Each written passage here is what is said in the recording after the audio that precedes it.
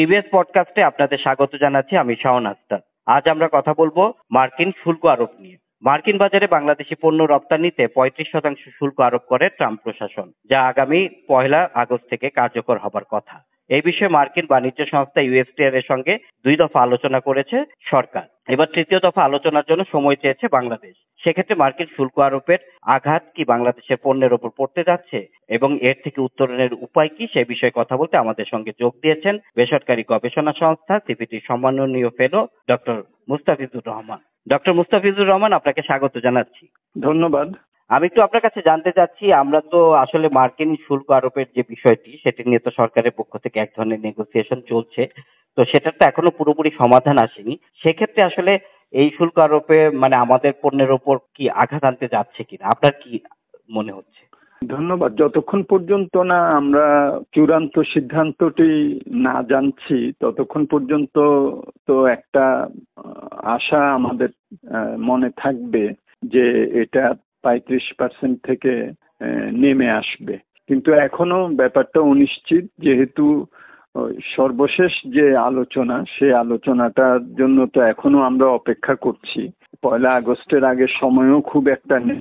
যেটা বোঝা যাচ্ছে সেটা হলো যে মার্কিন যুক্তরাষ্ট্র আমরা যা দিতে চাচ্ছি এবং যা আমরা তাদের কাছে চাচ্ছি, সেই 2 ব্যাপারেই তাদের আপত্তি আছে।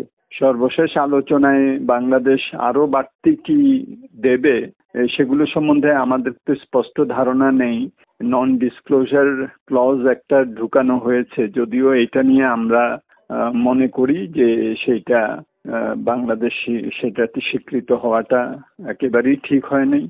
কারণ এখানে এটার কারণে বিশেষজ্ঞ কমিটি নিয়ে যে আলাপ আলোচনা, এবং এটার ভেতরে তো কেবলমাত্র শুল্ক না, এখানে শুল্ক আছে, শুল্ক বহির্ভূত বিভিন্ন বাণিজ্য প্রতিবন্ধক ইস্যু আছে, এটার সাথে মেধাস্বত্ব আইন আছে, এটার সাথে ভূ রাজনৈতিক বিভিন্ন বিষয়ও জড়িত, এবং এটার সাথে সিকিউরিটি ইস্যুস গুলাও জড়িত। সুতরাং সেটা আমাদের আলাপ আলোচনাতে কিছুটা সীমাবদ্ধতা এনেছে বলে মনে হয়। তো যাই হোক, এখন সর্বশেষ রাউন্ডের যে আলোচনা, হয়তো আরেকটু সুযোগ আছে, সেটার জন্য আমাদেরকে অপেক্ষা করতে হবে। কিন্তু 35% শুল্ক যদি আরোপ হয় তাহলে অবশ্যই এটা বাংলাদেশের জন্য খুবই একটা বড় ধরনের একটা নেতিবাচক প্রভাব রাখবে, যেখানে নাকি আমরা অলরেডি দেখছি যে ভিয়েতনামের সাথে মোটামুটি ভাবে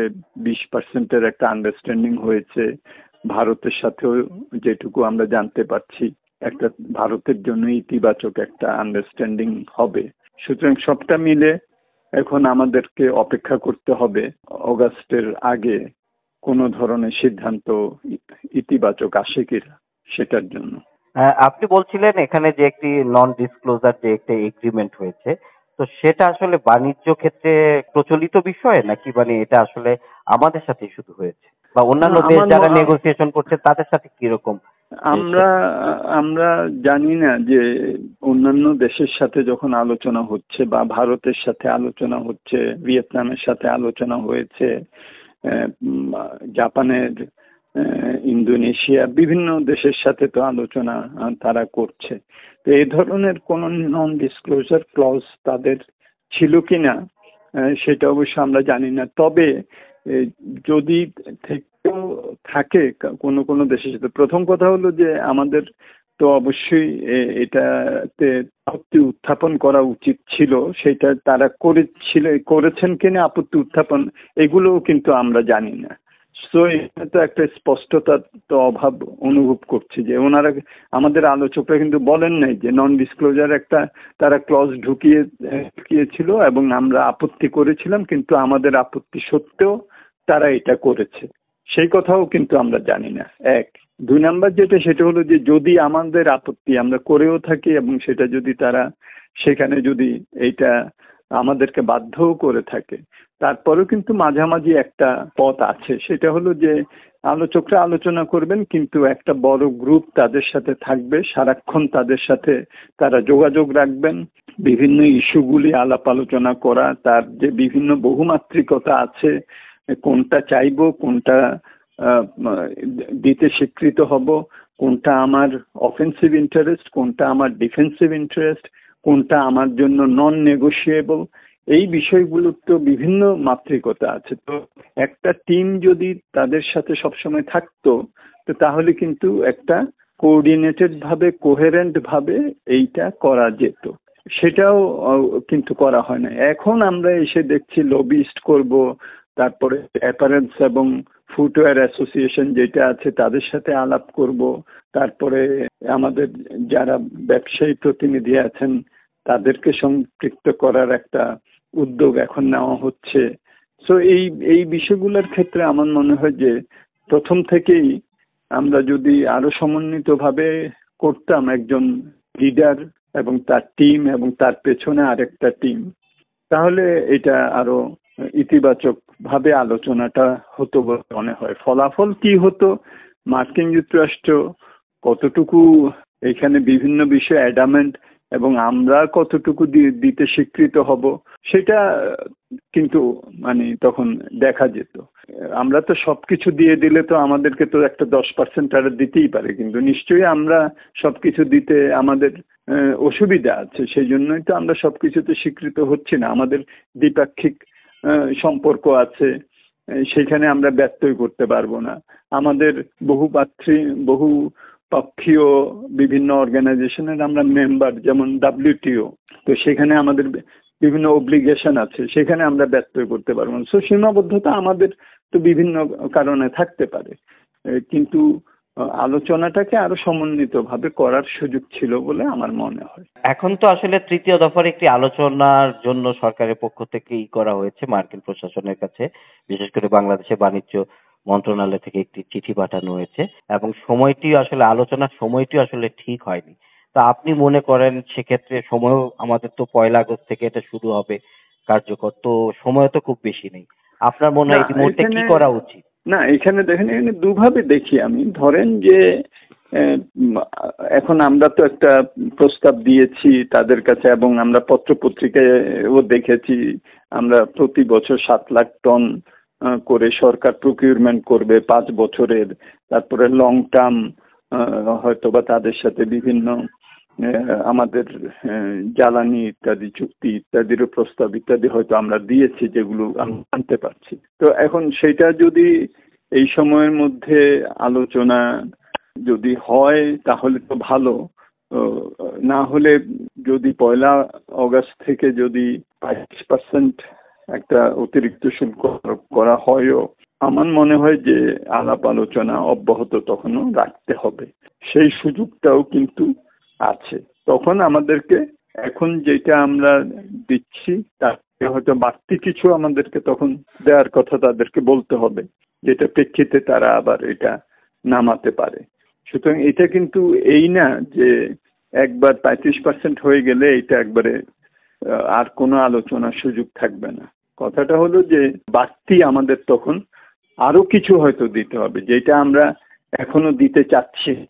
তো সেটাও আমরা তখন দিব কিনা, সেটা আমাদের তো লাভ ক্ষতিরও হিসাব করতে হবে, তাই না? এখন গভর্নমেন্ট প্রকিউরমেন্টে আমরা যদি মার্কিন যুক্তরাষ্ট্র থেকে যদি গম আমদানি করি, সেই গমে যদি আমার যদি বেশি টাকা লাগে, তো সেটাও তো আমার বিবেচনা করতে হবে। হ্যাঁ, আমরা তো দেখেছি যে গ্লোবাল প্রাইসের সেখানে মার্কিন যুক্তরাষ্ট্র, রাশিয়া এবং ইউক্রেন থেকে প্রতি টনে $20-25 বেশি লাগে আমেরিকা থেকে আনতে।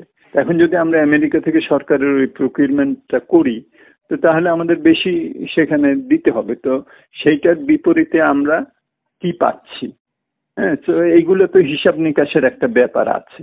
তো সেইটা পরবর্তীতে এটা অব্যাহত রাখতে হবে এবং হিসাব নিকাশ আরো ভালোভাবে তখন করে, যদি বাড়তি কিছু আরো আমরা তাদের কাছ থেকে তাদেরকে আমরা দেয়ার কিছু সুযোগ থাকে, তখন সেটাও তখন হিসাব করতে হবে। তবে আমি খুব দেখছি যে এই যাত্রায় যদি না হয়, তো তাহলে পরবর্তীতে আরো বাড়তি কিছু দিয়ে তার কাছ থেকে বাড়তি আরো কিছু সুবিধা আদায় করার সম্ভাবনাটা ক্ষীণ হয়ে আসবে বলেই মনে হয় আর কি, যদিও একেবারে বাদ দেওয়াটা ঠিক হবে না।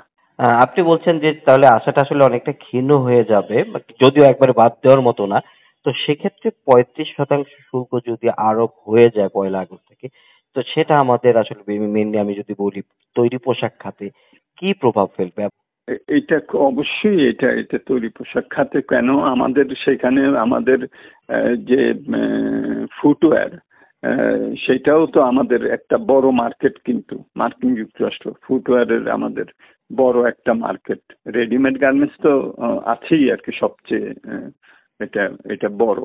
তো সুতরাং এই এই দুটো যেগুলো আমাদের মেজর, এটার উপরে তো 35%, মানে যদি এখন কোনোটার উপরে গড় হলো আমরা জানি যে 16%-এর মতো, 16 রেডিমেড গার্মেন্টসের উপরে যদি এটা পড়ে তাহলে তো 16-35 মিলে এটা 51%-এর মতো সেখানে পড়বে। যদি কোনো আইটেমের উপরে 20% হয় তাহলে সেইটা তখন হয়ে যাবে 20-এর সাথে 35 যোগ হয়ে তখন হয়ে যাবে সেটা 55%। তো যেখানে নাকি ভিয়েতনামে মোটামুটি ভাবে তারা 20%, মোটামুটি ভাবে একটা তাদের মধ্যে একটা এগ্রিমেন্ট হয়েছে। তো সেই ক্ষেত্রে তো আমার সাথে 15% একটা ডিফারেন্স হবে। তো সেখানে এই ডিফারেন্সটাই হলো মেজর, যে মেজর যারা আমার প্রতিযোগী তাদের সাথে আমার পার্থক্যটা কতটুকু, এইটা নিয়েই কিন্তু কথা। আমরা যদি 20-এ নামাতে পারি তাহলে অতটা হয়তো আমাদের উপরে নেগেটিভ হবে না, হ্যাঁ, কারণ ভিয়েতনাম এও 20 এবং ভারতের উপরে কত দেয় আমরা জানি না, ইন্দোনেশিয়ার উপরে 19 আছে। সো এইগুলো বিবেচনায় রাখতে হবে। কিন্তু যদি আমাদের 15% বেশি হয় আমাদের প্রতিযোগী, মূল প্রতিযোগী ভিয়েতনাম, হ্যাঁ, এদের থেকে, তখন তো এটা অবশ্যই এটা আমাদের জন্য খুবই নেতিবাচক প্রভাব রাখবে। আমরা হয়তো কিছুটা আমাদের ব্র্যান্ড বায়ারদের সাথে আমরা হয়তো তারা কিছু নিল আমরা কিছু নিলাম, কিন্তু এখন যে অবস্থা আমাদের ঋণের সুদের হার, আমাদের কস্ট অফ ডুইং বিজনেস, আমার মনে হয় না যে আমাদের রপ্তানিকারকদের খুব বেশি অ্যাবজর্ব করা, ওই যে ডিফারেন্সটা হবে, মনে করি ভিয়েতনামের সাথে 15% ডিফারেন্স হবে শুল্কে, তো এই যে কস্টটা এইটার অ্যাবজর্ব করা, এটা এটা ব্র্যান্ড বায়াররা কিছুটা হয়তো করলো, কিন্তু তারা যদি সেটা যদি অর্ধেক করে বাকি অর্ধেকটাও আমাদের উদ্যোক্তাদের উপরে চাপিয়ে দেয়, সেটাও সামাল দেওয়া খুবই মুশকিল হবে।